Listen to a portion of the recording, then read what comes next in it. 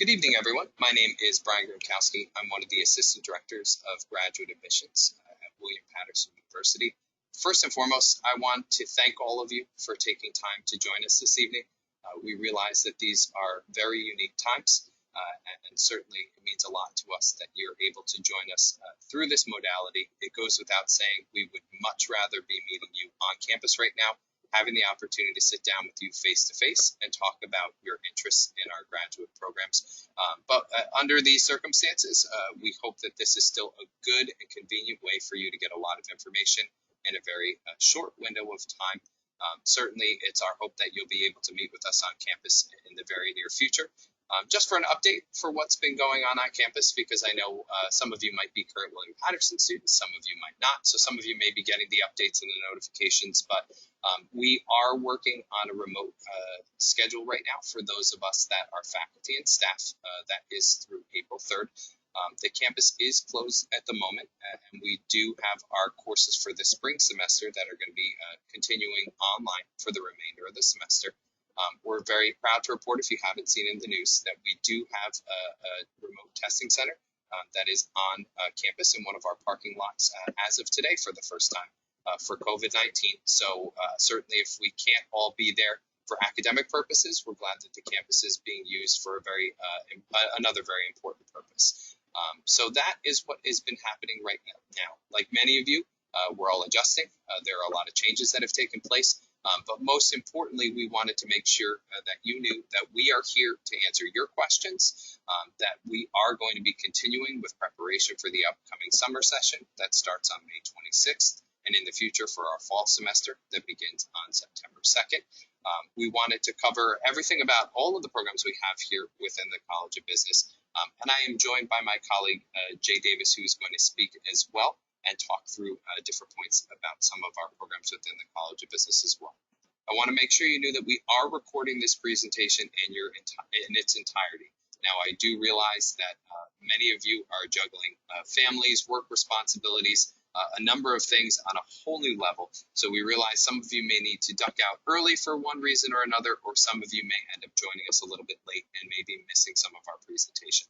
So I want to make sure you know we are going to be sharing this presentation with you in its entirety on our YouTube channel.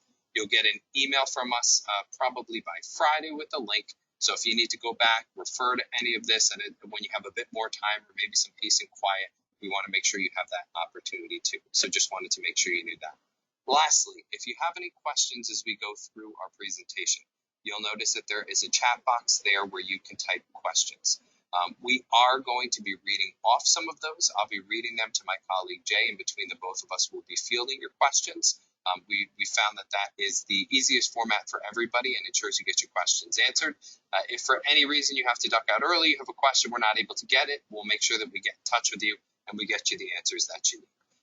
So without further ado, we will jump right into our presentation. And again, I just want to thank all of you for your patience. I know some of you had registered originally for our on-campus event.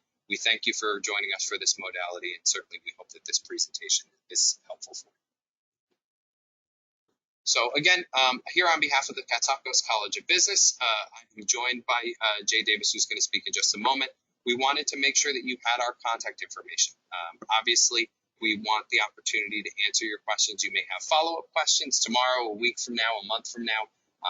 We want to make sure that you're able to reach us. I would encourage you, you can always start with me. I'm the liaison for the College of Business in the Graduate Admissions Office. I know many of the questions begin with the application process, how to become a part of our College of Business and get started on your graduate education. So I can't stress enough, you're always welcome to reach out to me. Email, as you might imagine, works best. Certainly, I know I have a very long and cumbersome last name, so I apologize for that. But there is the opportunity to text our office as well, and you'll get a series of emails from us just for taking part in this webinar if you haven't already, with information about what's going on campus and the best way to reach out to us. So I am going to turn it over right now to my colleague Jay, who is going to talk a little bit about some of our programs here. So take it away, Jay. How's everyone doing? I'm so glad that you were able to join us in this very, to me, strange format. But I'm really happy to be able to be with you during this difficult time.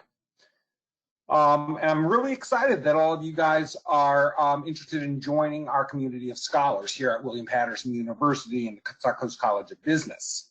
Now, we have many programs that could fit depending on what your needs are, what your interests are, what your professional goals are. By far the most popular program is our MBA, our Masters of Business Administration. And we have multiple concentrations, including accounting, entrepreneurship, finance, human resource management, marketing, and music and entertainment management, which, by the way, is a nationally recognized program and is unique. So anyone interested in going into the entertainment world should really consider that. Now, you'll notice I skipped over general, not because it's not important, but because I think that deserves a little explanation. I often get questions from students asking, is the general studies MBA somehow inferior to the others? And the answer is no. That's the core business administration. If you want to be in management, that is a excellent choice to make, and you get to really put together something that makes sense for you. Now, some students may come to us without a business background, or they've been out of college for a long time and need some refreshers. And for that purpose, we have the MBA Pathway Certificate. Now, that certificate comprises the core business skills that you need to succeed in the rest of the program. And some students who may not immediately qualify for admissions into the MBA may very well qualify for the Pathway Certificate. And so I encourage you to explore that as well. We have several specialized Master of Science degrees. The Applied Business Analytics, dealing with big data, machine learning. Our brand new Master of Science in Finance and Financial Services, which has two tracks, a finance track, which can lead to the Chartered Financial Advisor designation. And that's great for folks who want to work in commercial banking, who want to do Wall Street work, who maybe want to someday become a CFO. The other track is the financial planning track. William Paterson has a nationally recognized financial planning program at the undergraduate level, and now we're extending that into the graduate level. So if you want to be a wealth manager, an estate planner, a financial planner, that would be a great opportunity for you to study that and prepare for the Certified Financial Planner designation. And then finally, we have our Master of Science in Sales Leadership. So if you're interested in professional sales, and I'm not talking about the Gap or a used car dealership, I'm talking about serious business-to-business sales. If that's something that you're interested in, let us know, and I can refer you to the right people to discuss that with.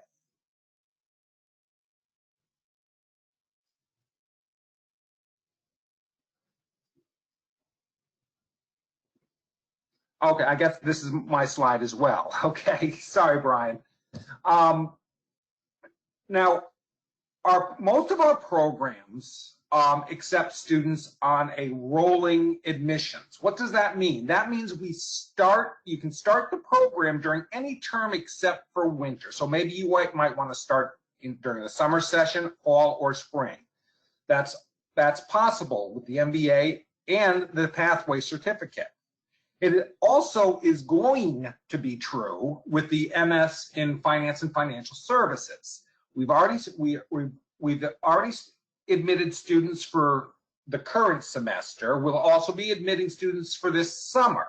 Beginning this fall, we're going to add the financial planning track to that. So if you're interested in the financial planning track, the first cohort, or I should say the first class, will begin this fall. And then after that, every semester except for winter. Now, the MS in Applied Business Analytics, that's a cohort-based program. And what that means is that all students come in at the same time and they move through the program together, taking essentially the same courses. All right. Currently, we're admitting students only for the summer term. We plan on making some changes to that so that we can start admitting students in the fall semester. All right. However, if you're required to take calculus for business or statistics for business, those courses, they'll be offered fully online and you can take it over the summer. All right, and beginning in the fall, this is in the planning stage, that's why it's not on the slide, we are going to make those co-requisites with the other courses so that you can you don't have to take care of it before you start the program. But that's a work in progress. And of course, all students will have to take one online winter class, so you want to plan ahead for that. The MS in Sales Leadership, that again is a cohort-based program, and that begins during the fall term. Anyone who might be interested in that program, you'll need to contact Dr. Bahar Ashnai for information on the next available cohort. We begin cohorts when we have enough applicants in to start it. So please let us know and we'll forward your request on.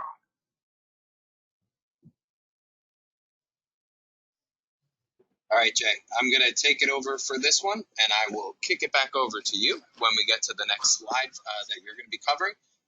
Everyone, I'm just going to go over some of the admissions requirements for those of you that are giving thought to applying in the near future. For our MBA program, and you'll find that the requirements are pretty consistent for most of the programs within the College of Business, with the exception perhaps of our sales leadership program that has a couple documents that are required that aren't for some of the other programs. But just wanted to walk you through the process, make you familiar with it.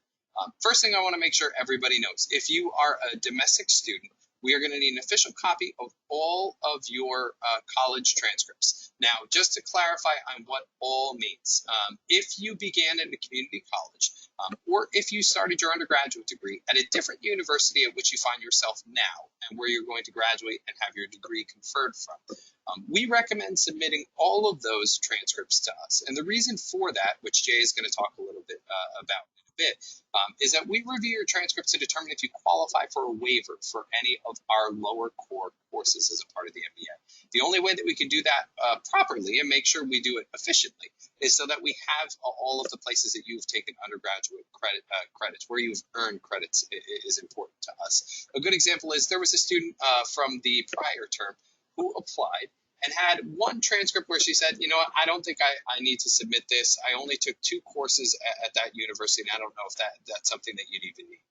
And I asked her, well, what courses were they? She went over them, and I said, you know what, one of those courses very well could qualify you for a waiver. So I know it's a pain to have to reach out to the registrar's office and have them send it to us, but I recommend you do.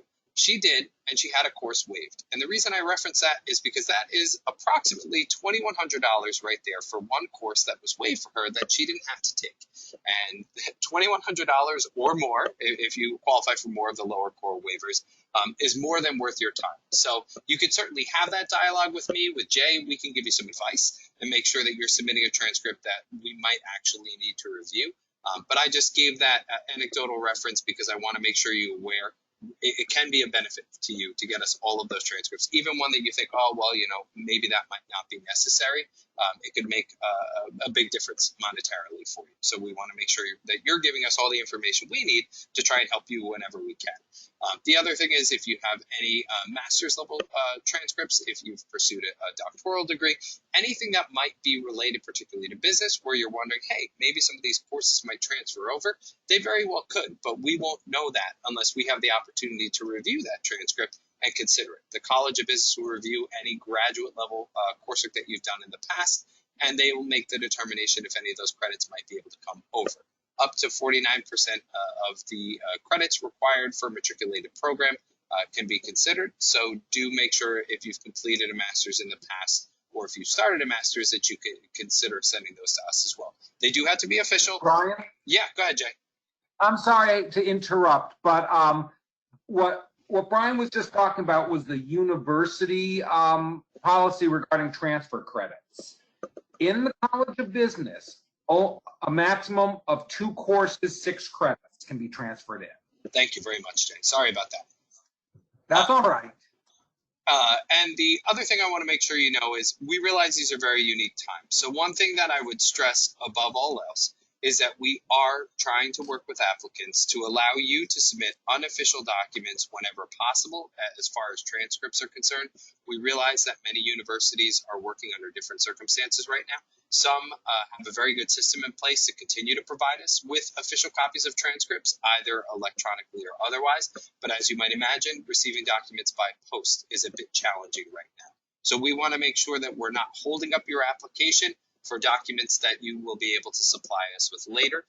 So we really are working on a case-by-case basis with students. We realize, again, that these are very unique times, and we're doing everything that we can to be flexible with the documents that you might be providing to us. Whenever possible, when we're talking about things like recommendation letters, when we're talking about professional resumes, some of the other things that you might see listed here, those can be sent electronically to graduate at WPUNJ.edu,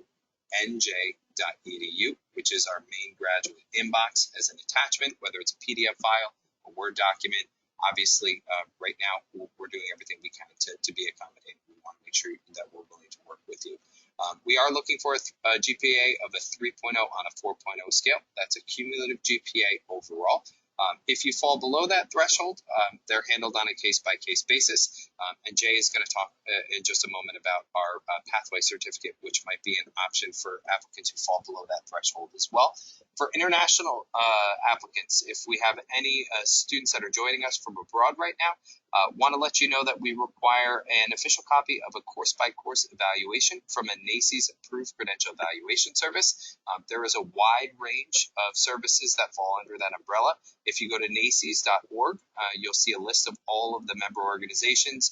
Some, like WES, are very commonplace and are familiar for many, but it is a matter of what works best for you, your academic plan, in terms of cost and your budget, and in terms of the timeline for documents getting to us. Again, we are trying to be flexible right now, so if you're not able to provide us with an official copy, we will have a dialogue with you about that. The other thing is, as of quite recently, TOEFL is going to be offering their examination online in a number of countries that have been affected by the coronavirus, certainly in a larger degree. Countries like, I know I saw Italy was a part of that, China, as well as, I believe, India and a number of others. I imagine that list will expand in the weeks ahead. So if you have had any difficulty securing an IELTS or a TOEFL test date, they are going to be available online. So look for that opportunity as well. But again, we are looking to be flexible. We will review all your credentials and determine if we're able to waive those requirements for you. Jay, I'm going to turn it over to you. I know you wanted to discuss the MBA Lower Core waivers in detail. Oh, great. Thanks, Brian. Now, the MBA Lower Core is basically our Pathway Certificate. And what we're doing here is we're making sure that our students doing the rest of the program, which would be the MBA Upper Core and concentration courses, have the requisite knowledge. Now, many students who are business majors as undergraduates will already have those skills through their business core courses at the undergraduate level. And therefore, the lower core is waivable. Okay, there are 6 courses in it, including things like financial accounting, corporate finance, microeconomics, etc., those kinds of courses. And if you received a B or better in the equivalent undergraduate, or perhaps even you took some courses at the graduate level that would fit, we can waive those courses. And So that would mean that, for instance, if you had all 6 courses waived, your MBA program will be 30 credits. It could be up to 39 credits, or 48 under the old system. The new system is going to be 39 credits. All right. So if you come in, and some people, for instance, if you were a psych major, you probably got the statistics and the research methods in there.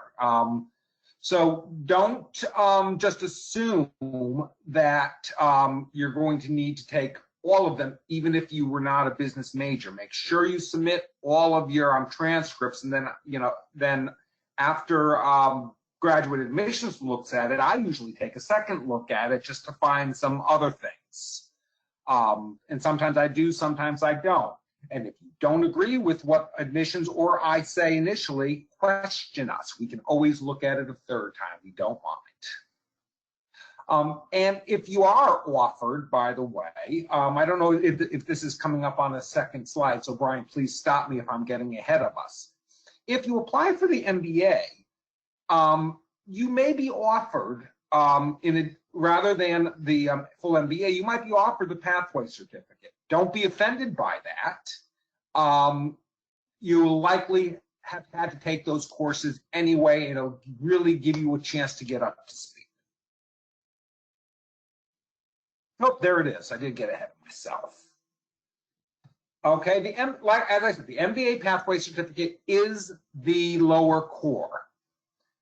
All right, and usually this is reserved not just for people with the lower GPAs, but sometimes students who have been out in the workforce for many years. They've been a long time out of academics. They just need to brush up on some things.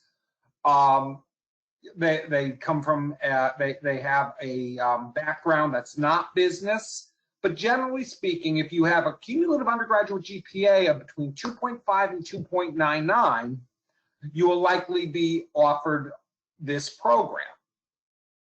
And all we'll need, again, official copies of your college transcripts, a copy of your professional resume, and that should document at least 3 years of work experience beyond entry level. We like to see some managerial experience in there, so make sure you document that well for us. And, candidates that don't quite meet these thresholds, we're still going to take a look at, and we will consider on a case-by-case basis. So please, please, please, when you put your application in, give us all the information, point out things that you want us to look at, so that we can make some decisions. I tend to look for reasons to accept students, not reasons to reject them. That's just my general philosophy.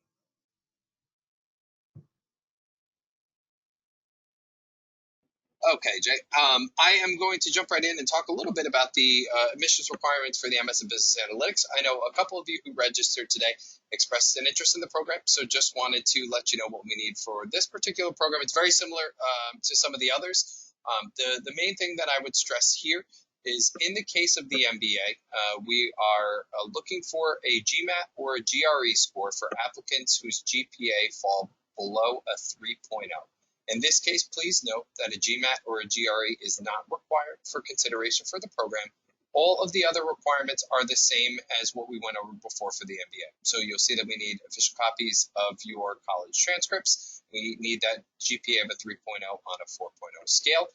That is the determination that was made by the College of Business. Again, if you fall below that threshold, applications will be considered on a case-by-case basis. We need a copy of your professional resume. Again, you can send that as an attachment to graduate@wpunj.edu, whether it's PDF, Word file, whatever works best for you. And then the same thing is required of international applicants, as we had referenced before. For the MS in Finance and Financial Services, and the 2 tracks that Jay referenced earlier, I'm going to walk through this real quick. And again, you'll see it's very similar to the requirements for some of our other programs. We need the transcripts. We need the GPA of a 3.0 or on a 4.0 scale. We are looking specifically, and you'll see that there is a math proficiency requirement here.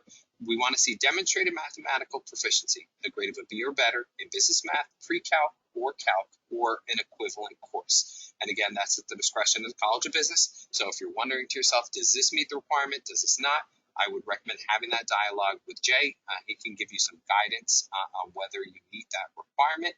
We need a copy of your professional resume. And then again, a GMAT or GRE score is optional. If you've taken one or other of the exams, you're very happy with how you did, you want us to see that, we're more than happy to take a look at it. But please note that you will not be penalized for having not taken either exam. And again, we need the same requirements for any of our international applicants who are considering the program. And I know that Jay wanted to talk a bit about the program as well, so I will turn it over to him. Thanks, Brian. I just wanted to add to what Brian was talking about regarding the demonstrated mathematical proficiency. Now, I've had actually recently an applicant to this program who met many of the requirements, seemed probably a very good candidate for the program, but didn't meet the math proficiency requirement. And what I suggested to him and what I'll say to you, if for any reason, you didn't get a B or better in your undergraduate math, you can always take it at a community college. Take business math, pre-calculus, calculus, or something like that for one semester at a community college and get that transcript to us. Do well in that, and that will override anything else I saw that'll demonstrate the mathematical proficiency for us. I really encourage students who are interested in finance and financial planning to go this route. Let me review your application package, and maybe I can make some suggestions that'll help you get accepted.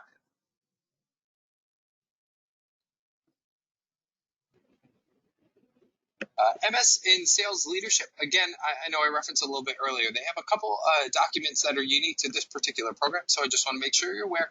We do still need an official copy of all applicable college transcripts. There is not a fixed formal GPA requirement, so if there's not that 3.0 cutoff, that is at the discretion of the program director to review your academic credentials and determine if you are a good fit for the program. You'll see that they need 3 letters of recommendation, and one needs to be from a direct supervisor. The other 2 have to be professional references. So obviously they are looking for individuals who have experience within the business world, who have individuals that they have worked with professionally that can attest to their capabilities. And certainly that is what the program director is looking for in the recommendation letters. Those, again, especially right now, could be sent to us as digital documents. Oftentimes, we require that they come directly from a professional email address so that we know that they are coming directly from the recommender. We know that these are unique times, and you're going to be working closely with those recommenders. Sometimes they may send those documents directly to you to expedite things right now, and we are willing to work with you. So if you do have digital documents that you provide to us, we are happy to work with you on that. We do need a copy of your professional resume, and then there are 2 essay requirements. They have a 500 minimum word requirement. They are up. If you go to the graduate admissions page, there is a program deadlines and requirements page. If you click on the sales leadership program, you'll see the 2 spelled out in detail on what they are looking for from those 2 essay questions. Again, the GMAT or the GRE is optional, and then you'll see that the requirements for international applicants remains the same for that program. Tuition. Want to talk over a couple things here. Want to make sure that you're familiar with the cost and some of the details. So a couple things that we're going to go over. First, what you are looking at right now is 2019-2020 academic year costs. That is the year that we are in right now. They do not post the tuition for the upcoming academic year until July. It goes through a process where it's approved by the board. It's then released publicly and goes up on the website. So what I want to make sure you know is you are looking at the cost per credit for what is happening right now. Not if you were looking at fall 2020, that is not the tuition rate. Typically, it goes up about 1.5% to 2% annually, so it'll be a slight increase, not anything overly substantial. So just wanted to make sure you are aware of that as a disclaimer. but obviously we want you to have a general sense of what this is going to cost you so that you can prepare and take the steps necessary. Right now, it is $731 per credit for in-state students. It is currently $1,138 for out-of-state students. I am very happy to be able to tell you that as of the fall 2020 semester, there is going to be an out-of-state tuition waiver that will be available to applicants. And what that will do is that out-of-state students, as well as international students, will be able to pay the in-state tuition rate if they qualify for the waiver. We are very excited to be able to put that out there. Obviously, if you are in New York, Pennsylvania, if you are in Shanghai right now, it gives you the opportunity to pursue a William Paterson degree for an affordable rate. So we're very excited that that is a new opportunity for students that are considering William Paterson. And then as I referenced, the tuition rates for the 2020-2021 academic year will be available and up on our website in July. We do have financial aid that is available if you complete the FAFSA. Oftentimes on the graduate level, that is a loan that is taking place, a subsidized loan, so do keep that in mind. We do have graduate assistantship positions that are available. I'm going to talk about those a little bit further in just a moment, but those are catered generally towards fall applicants. So if you're considering one of our programs that matriculate students for the fall, and if the ability to get a graduate assistantship position is a huge factor in your ability to pursue graduate studies, wanted to make sure that you know that that's an option. We do have tuition payment plans that are available through our Student Enrollment Services Department. That is where they will split up the cost of tuition payments into multiple payments across the course of a semester versus one larger payment as we near the start of the semester. So that's an important opportunity for many graduate students as well. And lastly, you can see the link there for information about financial aid. If you just go to the William Paterson University website, you'll see financial aid is one of the links there. And there's more information about everything from third-party scholarships, organizations, different companies that offer scholarships. If you are employed right now, I can't stress enough, check out your company's website, reach out to the HR office. There are oftentimes scholarships or other things, grants that might be available through your company. Sometimes they will pay for all or part of your graduate degree. So get familiar with what the resources are that are available to you. Obviously, anytime you can get all or part of your degree paid for by someone else, that is a delightful thing, and we want to make sure that you are aware of that and have those opportunities for you before you jump into your graduate education. Graduate assistantships. I know I spoke about this briefly. I do want to stress for anybody who's thinking fall 2020, we are past the application deadline to be considered for a graduate assistantship position. That was March 15th. So right now, our provost office is working through it, as well as our dean's office are working through all of those applications, looking at all of the positions that are available across campus and determining who is going to receive those appointments. So if you did apply already for the fall, and if when you did so, you checked off an interest in being considered for a graduate assistantship position, please know that that process is taking place right now. Obviously, being in these unique times, the timeline might be slightly longer or slower than it has been in prior academic years, but the vast majority of our applicants usually find out if they have received an appointment by May, certainly June at the latest. The appointment, as you can see there, runs from September 1st to June 30th. It includes a $6,000 stipend. They divide it evenly between the fall and the spring semester, so you get $3,000 per semester, and that's paid out in the form of a biweekly paycheck. It includes a waiver of tuition and fees, so needless to say, many people are overjoyed at the prospect of having no costs associated with pursuing their education if they are not living on campus. And then graduate assistants work 20 hours per week for one of our departments here on campus. So I know the Graduate Admissions Office has a graduate assistant. I'm sure the College of Business has at least one all over campus. Every department you can think of. Many of them have graduate assistantship positions. There are a limited number. It is a competitive opportunity. But for students that qualify, it's a wonderful way to subsidize the cost of your education for a year. So if you are a current William Paterson student, or if you are a student elsewhere, still working on your undergraduate degree, and you are considering applying for the fall 2021 or fall 2022 semester, I can't stress enough. Make sure you check off that you're interested in being considered.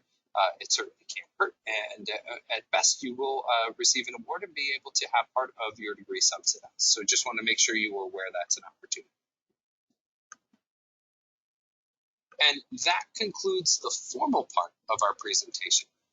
As I referenced before, I know some of you may have joined us late. We did record this presentation in its entirety, and we'll continue to do so through our question and answer session, which we're going to begin with in just a moment. I know at least a couple questions have come through as we've gone through this presentation. But if you want to take a moment now and think if you have any questions that you would want Jay or myself to answer, you can type them right in the chat box there on the GoToWebinar screen. What we're going to do in just a moment is I am going to look over the questions. I will read them off to Jay, and either Jay or myself or both will field your questions, answer anything you might have thought of as we go through the presentation, anything you might have missed, anything you might want us to elaborate on. The other thing I want to make sure you are aware, as I referenced earlier, if you joined us late, we are recording this presentation in its entirety. We are going to be making this available to everyone. If you joined us halfway through the presentation, you missed a couple slides, you're going to get an email by Friday that includes a link to our YouTube channel. So you'll have the chance from the comfort of your couch or wherever you may find yourself to go back and refer to all of this and get more information. So again, if you want to type any questions you might have in the chat box there, Jay is now going to join me. We're both going to be here to answer any questions you have. And Jay, if you're ready, I will jump right into the questions. Sound good? All right. Okay. First question was about the business analytics program. We had referenced earlier that there is a cohort model and they all start together. The student wanted to know if that includes any potential lower core courses or if the Applied Business Analytics program has any lower core courses. And do they need to take that first before they join the cohort, or is it completely separate from, say, MBA or some of the other programs that have specific requirements on the front? Okay, the lower core requirement in the business analytics is handled quite a bit differently than we do in the MBA. All right, I'm just bringing that up on my computer screen so I can talk about it reasonably intelligently. Of course. So just give me one moment. Sure. Okay, there are two lower core requirements for that. One of them is calculus for business analytics. The other is statistics. Okay. If you have, I'm sorry, Brian? No, I was going to say, go ahead. Oh, okay. You may actually meet the requirements for that and get those waived. So you may or may not have to take them. If you don't have to take them, you will have to substitute something else because you have to have 30 credits. Okay, so we might say to you, no, you don't have to take calculus for business analytics, but we'll have to substitute something else in there. So it's going to be it'll be a 30 credit program. Thank you very much. And I can field the next question that popped up. One student wanted clarification on when the GRE or the GMAT is needed. They have an interest in the MBA, particularly the Human Resource Management. The GMAT or GRE is a requirement for those students who are applying who have an undergraduate GPA that falls below a 3.0 on a 4.0 scale.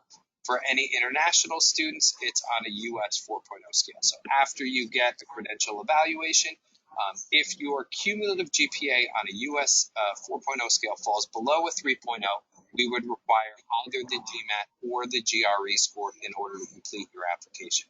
For any applicant whose GPA falls at or above a 3.0, that would not be a requirement, and that would be waived for you automatically after we receive your transcript and we're able to confirm what your GPA is.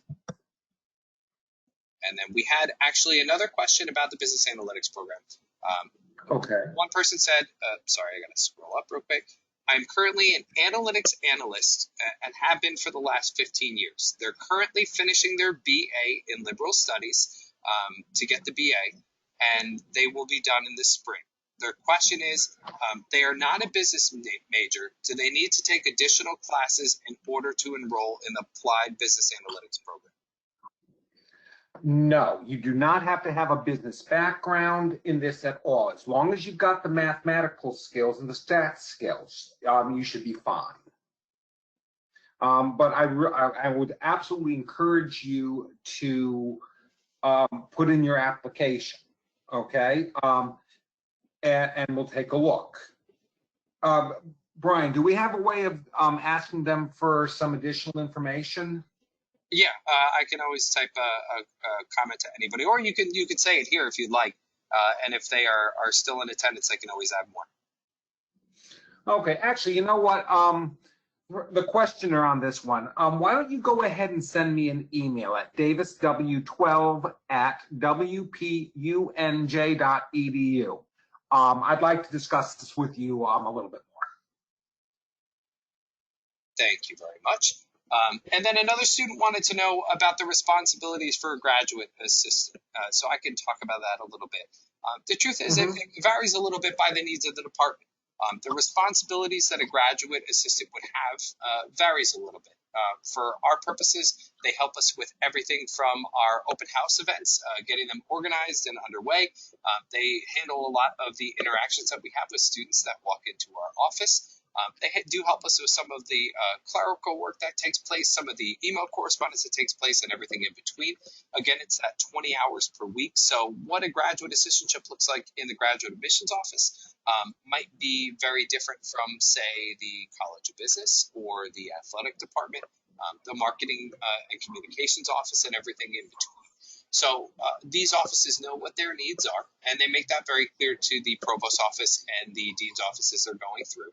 They review all of the applications that come through and make sure that they're offering them to those that they feel would be the best fit based on their needs. So there really is a wide set of skill sets that are being looked for by different departments. And we're using all of the application materials that come in when you submit your application for consideration for those positions. And then a student was asking who they should speak to in order to proceed regarding the MAT or the GMAT. You can reach out to either Jay or myself with any questions. If you fall below that 3.0 threshold, you could talk to us a little bit about your academic background, your professional background. We can help you determine if you need to submit that GMAT or GRE score to us. If you're encountering any challenges right now in taking the exam for one reason or another, we are sensitive to that. We want to work with you, and we will discuss that with you. So for anybody who has any concerns about testing right now, we totally understand. We realize that it's not easy right now to take an exam, certainly much more difficult than it's ever been, and we want to work with you. And if it does end up being a requirement, we'll be very candid about that, but we want to make sure we have that dialogue first so you're not registering for exam. We know there's a cost associated with that. We know that there is time associated with that, so we want to make sure that we're working with you first. Another question that came through. Go ahead. I just want to reiterate what Brian said about that. If you have not already taken the GMAT or GRE, please reach out to us before you do so. Okay, we don't want you spending money unnecessarily. So, as he said, we will be frank with you. If you need to do it, then we'll tell you that. But I want to look at it first before you spend that money. And Jay, this is something that we encounter fairly commonly. A student said that their next semester is their last semester for their bachelor's. When would you recommend that someone apply? And I can certainly chime in on this too, for their MBA, knowing that I assume either the summer session or the fall is going to be their last semester. When do you generally recommend that students apply for the MBA at that point? Okay, if the student's a William Paterson student already, put the application, come see me right away, and we'll look more carefully at that. If you're not a William Paterson undergraduate now, put your application in right away. Now, it's going to be considered incomplete until we get that final transcript. And Brian and I can actually talk about, I think we may do some acceptances before we get that. Brian will clarify that. But the sooner the better. The worst thing that can ever happen is that we'll consider the application incomplete for a little while. But once we get you into the pipeline, all is good. And we can really get things done faster that way. Brian, is that about right? Yeah, just to chime in, what we've been doing right now is if you have more than one term remaining in order to complete your degree, we are holding off until we get your grades for that term. So for example, if you were in progress for courses for the spring, your grades haven't posted yet, and you're going to be taking courses for the summer and then graduating in May, for example, we would hold off until all of your spring grades are in, and we have a copy of your transcript that includes those grades.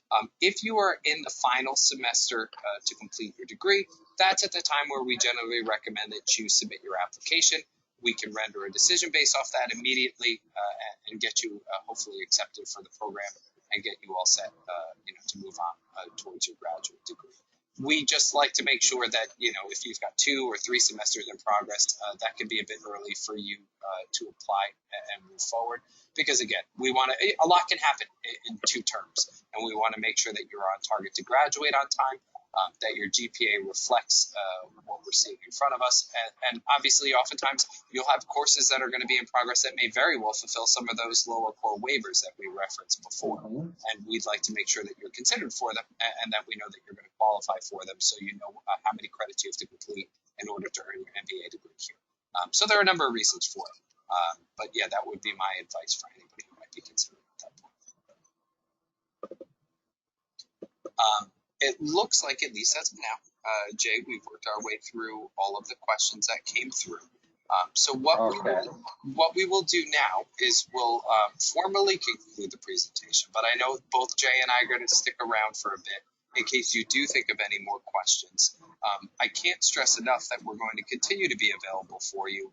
If you do have anything you want to discuss, if you want to talk about your candidacy, if you want to talk about your academic or your professional goals, we're very happy to schedule a time to speak with you, to converse back and forth through email, by phone, whatever is easiest for you. I know for the Graduate Admissions Office, you have the opportunity to text us if that's the easiest way for you to get a hold of us right now. We are very happy to have the opportunity to talk about your interests in William Paterson and our programs within the College of Business further.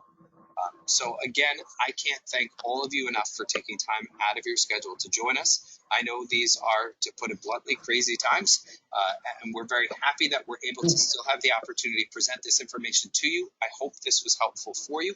I hope this answered a lot of the questions that you might have. Jay, I don't know if there's anything else that you want to say real quick before we head out, but wanted to give you the opportunity to do so before we call it a night. All I want to add, and actually not even add, just reiterate, I am available through email. I can set up some kind of a Skype chat or a telephone conversation until they finally let us back onto campus. But I'm still working, full days, even though I'm not in the office, and I'm thrilled to answer any questions by email. So please reach out. Thank you very much. So on behalf of everyone here at William Paterson, please stay safe. We hope to see you on campus very soon. We're looking forward to not a new normal, but the old normal that we all came to love so much. And we're looking forward to having you on campus in the very near future. So thank you again for your time.